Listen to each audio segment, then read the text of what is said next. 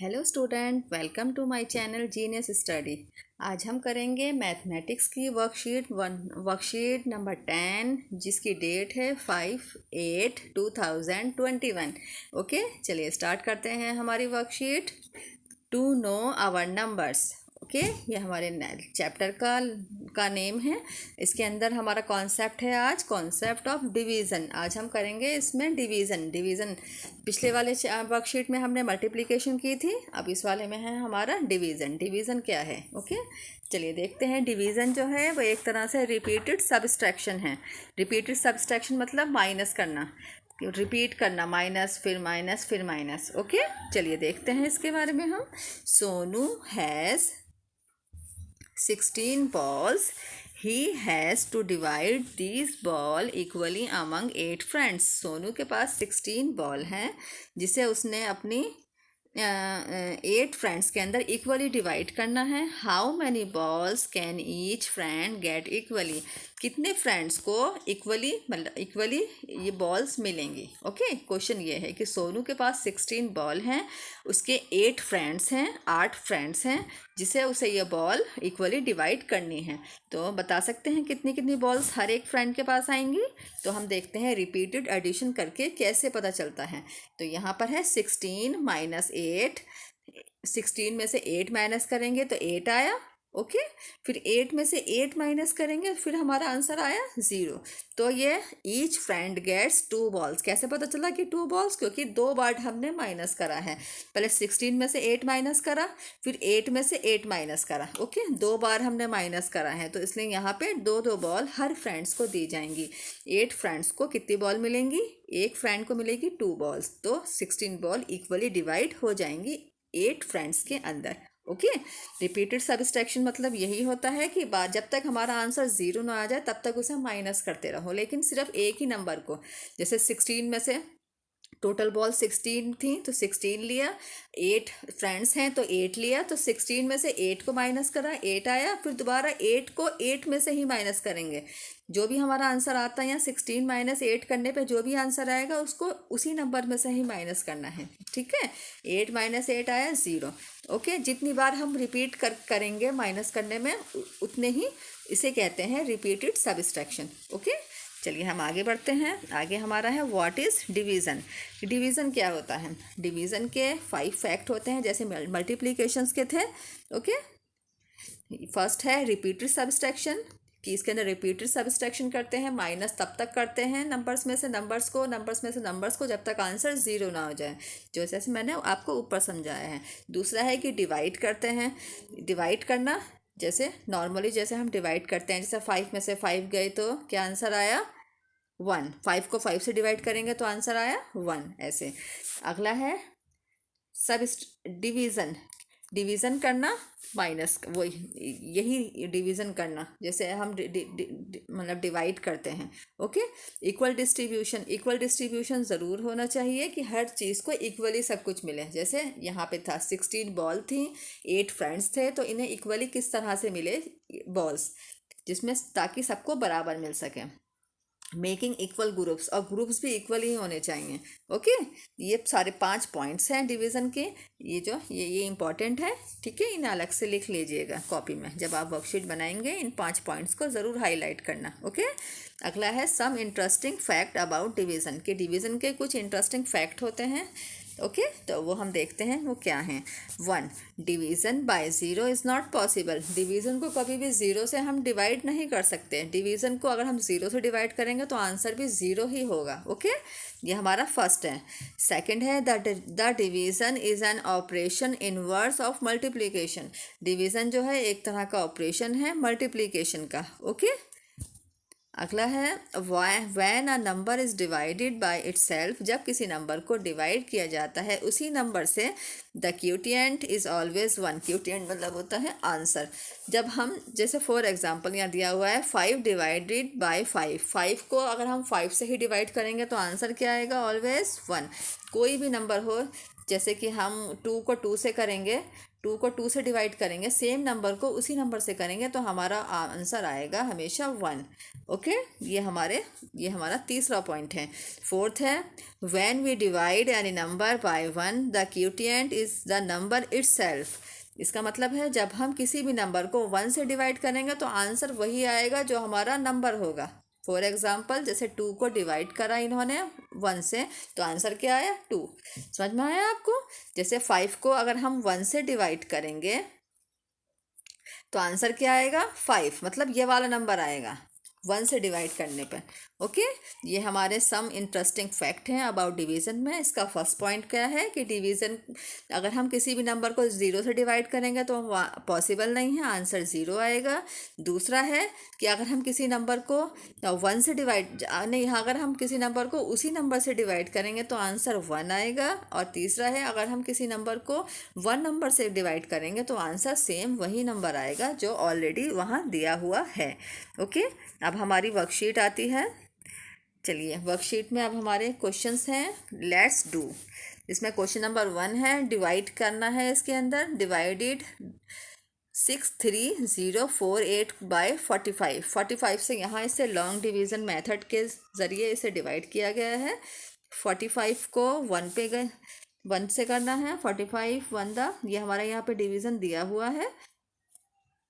45 1 दा 45, यहाँ 3 में से 5 नहीं जा सकता, तो यहाँ पर इन्होंने 13 बना इस लिया है, 1 कैरी किया है, तो 13 में से 5 गया, 8 आया। यहाँ हमारा रह गया सिर्फ 5, जहाँ 6 है तो वहाँ 5 में से 4 जाएगा तो 1 आया। ओके, अब यहाँ इसके साथ यहाँ 0 नीचे उतारा है तो ये 180 हो गया है। 45 को 4 से करा है तो 180। ओके, ये पूरा सॉल्व हो गया। अब 4 को उतारेंगे, लेकिन 4 तो 45 बहुत बड़ा है तो इसलिए इन्होंने साथ में 8 भी उतारा है। जब दो नंबर्स एक साथ उतारते हैं तो ऊपर 0 लगाते हैं। ओके, जैसे यहाँ लगाया गया है, यहाँ 0 लगाया गया है। ओके, ऊपर। अब फिर उसके बाद 48 को अब ये 45 से कर रहे हैं तो 1 पे चला जाएगा। 45 1 दा 45, ये हमारा यह हो गया आंसर। या रिमाइंडर आया 3। ओके, ये हमारा ऊपर ये रिमाइंडर बचेगा इस क्वेश्चन के अंदर। ओके, ये हमारा 45 से हमने इसको डिवाइड किया है। अब हम अपने दूसरे क्वेश्चन पे आते हैं जो एक प्रॉब्लम बेस्ड क्वेश्चन है। ठीक है, Rahul has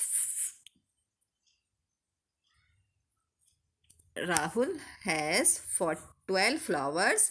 He has to make bunch of 3 flowers. How many bunches he has to make from these 12 flowers? Rahul के पास 12 फ्लावर्स हैं। ओके, वो बंच बनाना चाहता है, उन्हें इकट्ठा करना चाहता है, बुके जैसे बनाते हैं, छोटे छोटे फ्लावर्स को इकट्ठा करके एक जगह बांध के 3 फ्लावर्स को इकट्ठे करना चाहता है। तो वो उसके पास 12 फ्लावर्स हैं, तो वो ये जानना चाहता है कि उसको इन फ्लावर्स के कितने बंचेस बनाने पड़ेंगे ताकि वो इक्वली बन सकें। तो हमें ये देखना है। ओके, अब हम करते हैं इसे सॉल्यूशन, इसका क्या होगा। चलिए ठीक है, चलिए अब हमारा ये सॉल्यूशन है, इसे हम देखते हैं। राहुल हैज़ फ्लावर्स, राहुल के पास कितने फ्लावर्स हैं, यहाँ हमने ऊपर पढ़ा था 12, तो यहाँ 12 आया। मेक बंचेस ऑफ फ्लावर्स, उसने कितने बंचेस बनाए हैं अब तक, 3 फ्लावर्स के। ओके, ये रहे। तो आगे है total number of bunches he has to make, कितने बंचेस उसने बनाने हैं इन सारे फ्लावर्स के, मतलब 12 फ्लावर्स के कितने बंचेस उसने बनाने हैं, हमें ये देखना है। ओके, तो हम 12 को 3 से डिवाइड करेंगे। ये हमने यहाँ 3 से डिवाइड किया है। 3 4 ज़ा 12, 2 में से 2 गया 0, 1 में से 1 गया 0, तो हमारा आंसर आया यहाँ पे रिमाइंडर में आया 0। रिमाइंडर कुछ नहीं बचा, हमारा आंसर क्या है 4। टोटल नंबर ऑफ बंचेस 4, तो मतलब ये हमारा आंसर 4। ओके, उसे 4 फ्लावर्स का बंचेस बनाने पड़ेंगे। ओके, ये हमारे इस वाले क्वेश्चन का आंसर है। ओके, आगे बढ़ते हैं।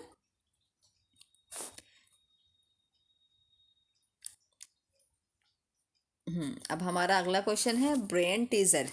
चलिए देखते हैं इसमें क्या है। इसका फर्स्ट क्वेश्चन है फाइंड करना है। यहाँ पे 1 नंबर पे दिया हुआ है 25 डिवाइडेड बाय 5, 25 को 5 से डिवाइड करना है। तो यहाँ हमने करा है 5 5 द 25, ये इजीली डिवाइड हो गया। 5 में से 5 गया 0, 2 में से 2 गया 0, तो हमारा आंसर आया 5। ये वाला आंसर हमारा 5 यहाँ आया। ओके, सेकंड है 64 डिवाइडेड बाय 64। मैंने बताया था ना पीछे कि 60 किसी भी नंबर को सेम नंबर से डिवाइड करने पे आंसर क्या आता है, ऑलवेज 1। ओके, यहाँ हमारा आंसर आएगा, हमें डिवाइड करने की भी ज़रूरत नहीं है, 1 नंबर पे 1 आएगा। ओके, अब तीसरा है 105 को डिवाइड करना है 1 से। ये भी वही है जो पीछे किया था इंटरेस्टिंग फैक्ट में, कि 105 को किसी 1 नंबर से करेंगे, कोई भी नंबर हो यहाँ पर उसको हम 1 से करेंगे तो यही वाला नंबर हमारा आंसर होता है जो यहाँ होता है। ओके, ये हमारा तीसरा क्वेश्चन है। फोर्थ है 19440 डिवाइडेड बाय 60। अब हमें इसे 60 से डिवाइड करना है। ओके, अब हम देखते हैं इसे 60 से कैसे डिवाइड करेंगे। ये देखिए, ये इसका सॉल्यूशन है। 60 को हमने 19440 से डिवाइड करना है, लेकिन सबसे पहले 60 का टेबल तो नहीं आता, तो हम क्या करेंगे, 6 का टेबल लिखेंगे। ओके, यहाँ हमने 6 का टेबल लिखा है। 6 के आगे, उसके आगे 0 लगा दिए हैं। 6 1 the 6, 6 2 the 12, 6 3 the 18, 6 4 the 24, 6 5 the 30। उसके आगे हमने 0 लगा दिए हैं, तो ये हमारा 60 का टेबल हो गया है। ओके, इसलिए हमें 60 को मल्टीप्लाई करने की भी ज़रूरत नहीं है। 6 का टेबल लिख के उसके आगे 0 लगा दीजिए तो वो 60 का टेबल हो जाएगा। लेकिन हमने सिर्फ इसे 5 तक ही लिखा है, 6 5 द 30, यहाँ 16 5 द 300, तो हमने यहीं तक ही करा है। आगे अगर हमें इसकी ज़रूरत पड़ेगी तो हम इसे कंटिन्यू आगे बढ़ा लेंगे टेबल को। ओके, चलिए स्टार्ट करते हैं 60 का टेबल। पहले हम लेते हैं 3 डिजिट्स इसके ऊपर के, 194। तो 194 से छोटा नंबर क्या है, यहाँ पर दिया हुआ है 180, यहाँ पे दिया हुआ है हमारा 180।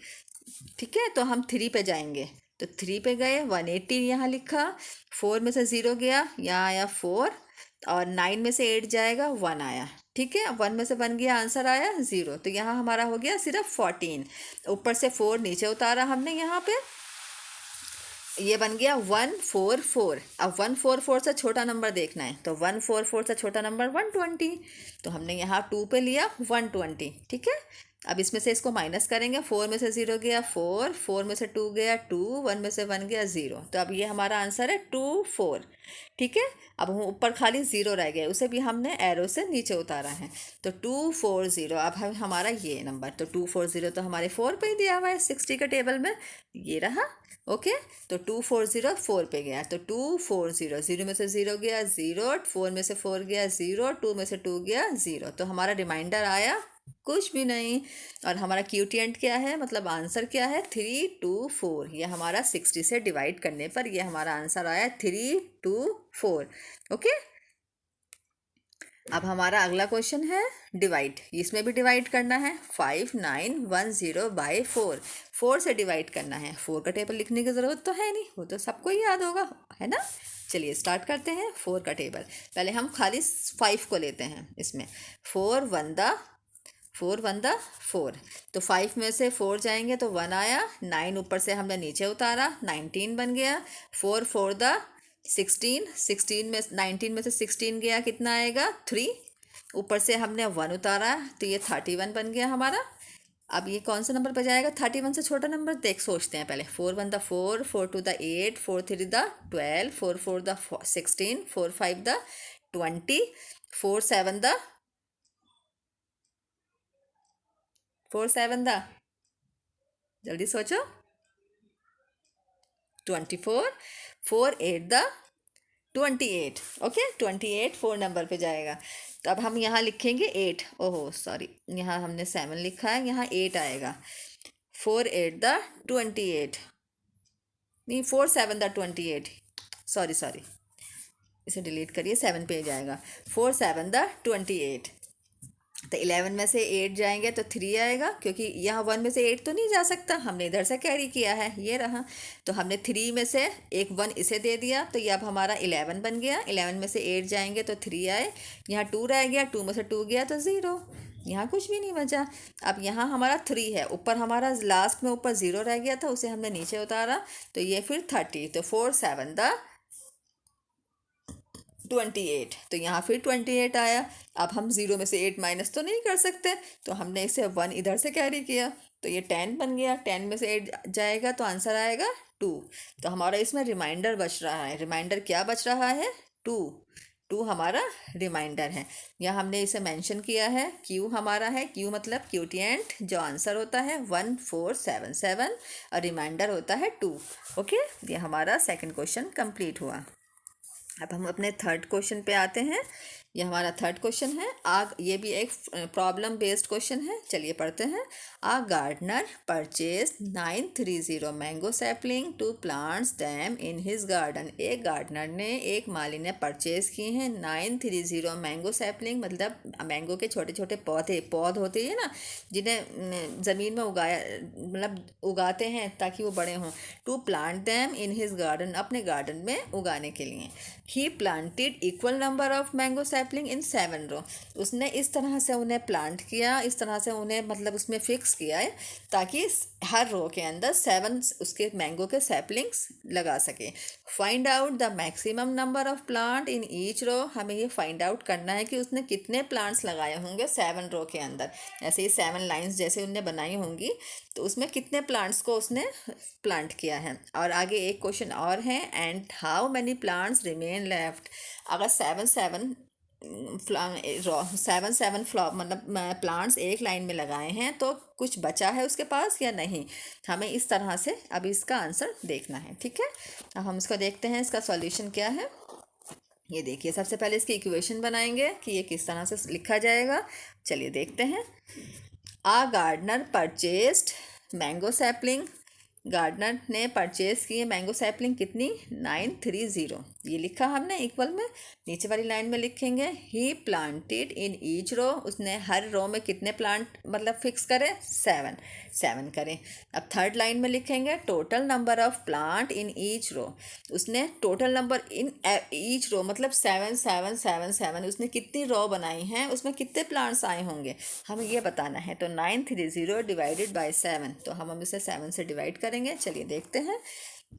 ओके, तो 7 पे गया ये, क्योंकि 9 तो बड़ा नंबर है 7 से, तो 9 7 वन दा 7, 9 में से 7 जाएंगे तो आंसर हमारा आया 2। ऊपर से 3 नीचे उतारेंगे तो ये 23 हो गया। 23 से छोटा नंबर देखते हैं। 7 वन दा 7, 7 टू दा 14, 7 3 दा 3 पे गया, यहाँ आया 21। ओके, अब 23 में से 21 माइनस करेंगे तो आंसर आएगा 2। ठीक है, 3 में से 1 गया 2, 2 में से 2 गया, यहाँ 0 लिखा। अब ऊपर 0 रह गया है, उसे भी नीचे उतारा, अब ये बन चुका है 20। 20 से छोटा नंबर क्या है? 14, वो 2 नंबर पे आएगा। 7 टू द 14। अब इसमें से 0 में से 4 तो नहीं जा सकता, इधर से हमने 1 कैरी किया तो ये 10 बन गया। 10 में से 4 गया तो आंसर आया 6। 1 में से 1 गया, आंसर आया 0। ओके, ये हमारा 6, मतलब इसके अंदर हमारा रिमाइंडर बचा है, 6 बचे हैं। तो अब हम इसकी इक्वेशन कैसे बनाएंगे? Total number of plant in each row. Total number of plants, कितने प्लांट्स लगे हैं उस रॉ के अंदर? 132, ये हमारा आंसर है। उन्होंने सेकंड क्वेश्चन और पूछा था, प्लांट्स रिमेन लेफ्ट, कितने प्लांट्स अभी भी बच गए हैं रॉ में लगने के बाद? तो उसका आंसर है हमारा 6, कि हमारे ये वाला 6 जो रिमाइंडर में बचा है, कि वो 6 अभी भी बाकी हैं उसके पास, जिसे वो अलग रो में लगाए गए। हर रो में तो 7 लगे हैं, लेकिन जो सबसे लास्ट वाली रह गई है उसमें 6 लगेंगे, क्योंकि लास्ट में 6 बचे, 7 नहीं। ओके, तो ये हमारा वर्कशीट डिवीज़न की कंप्लीट होती है। आई होप बच्चों आपको ये मतलब ये कॉन्सेप्ट ऑफ डिवीज़न अच्छे से समझ आ गया होगा। हमने पिछली वर्कशीट में मल्टीप्लिकेशन किया था, जिसमें कॉन्सेप्ट ऑफ मल्टीप्लिकेशन में हमने रिपीटेड एडिशन सीखा था। अब कॉन्सेप्ट ऑफ डिवीज़न है, इसमें हम रिपीटेड सब्सट्रैक्शन सीखा है हमने, कि हम किस तरह से माइनस करते हैं नंबर्स को। ओके, तो यही हमने सीखा है इसके अंदर, कि कॉन्सेप्ट ऑफ डिवीज़न में व्हाट इज़ डिवीज़न है, ये हमने सीखा है। इसके कुछ प्रॉब्लम बेस्ड क्वेश्चंस हैं, उन्हें किया है।